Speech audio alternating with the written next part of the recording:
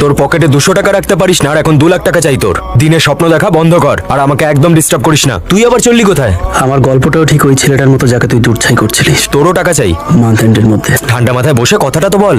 Next উইকে আমাকে একটা ঝাক্কাস ওয়েডিং অ্যারেঞ্জমেন্ট করাতে হবে। টোটাল অ্যারেঞ্জমেন্টটা তোকে করতে হবে, আর তোকে একটা সোলো পারফরমেন্সও করতে হবে, ঠিক যেরকমটা আমরা কলেজে করতাম রে, মনে আছে?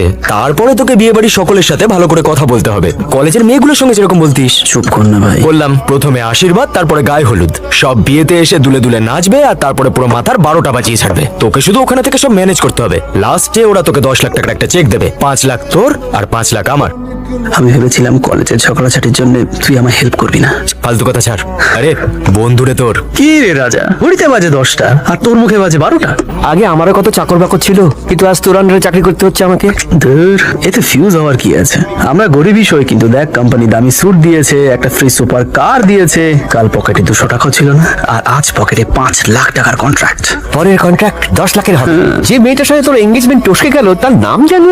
ঘোড়ায় চেপে ওর বাড়ির সামনে দিয়ে বর্ষে দিয়ে যাবি, এমন ব্যান্ড পার্টি হবে যেন জানা দিয়ে ঝুঁকে দেখে আর আফসোস করে বলে একটা কোটিপতি বল হাতছাড়া হলো। দু চোখ দুই যেন গঙ্গার যমুনা বয়, আর এমন জল যেন বের হয়ে গেল। না কি যেন বলেছিস নামটা? কতবার বলবো? পল্লবী কোলাসানি। তার মানে প্রথমে পি আর তারপরে কে আসে না? পল্লবী কোলাসানি থেকে প্রথমে পি, তারপর কে? পল্লবী কোলাসানি? আরে ভাই, যার সাথে এঙ্গেজমেন্ট হয়েছিল আমার, আর যার বাপ এঙ্গেজমেন্ট ভেঙে দিয়েছিল, তুই সেই মেয়ের বিয়েতেই পাঠিয়েছিস। আমি এখানে থাকতে পারবো না, 1 মিনিটও পারবো না। আচ্ছা তুই বোর্ডটা দেখে ফেলেছিস? আরে ভাই, কি করলি তুই? আমি এখানে থাকতে পারবো না। 5 লাখ চাই। কি রে, ব্রেক মারলি কেন? ঠিক করলি না ভাই। কাল যখন ওর হাজবেন্ড ওকে সিঁদুর পড়াবে না, তুই পিছনে দাঁড়িয়ে ফুল ছেটাবি। ওরে পাগলা, তুই তো আমার পাগল করে ছাড়লি রে। এত ডেকোরেশন এই মেয়েটার জন্য? তোর বিয়ে তো 22.5, আপাতত ওর বিয়েটা ভাঙা নাচতে হবে, সেটাই তো? বরের মাথা ভরা টাক হবে, একটা বড় ভুড়ি হবে। এ আবার কে উড়ে এসে জুড়ে বসলো?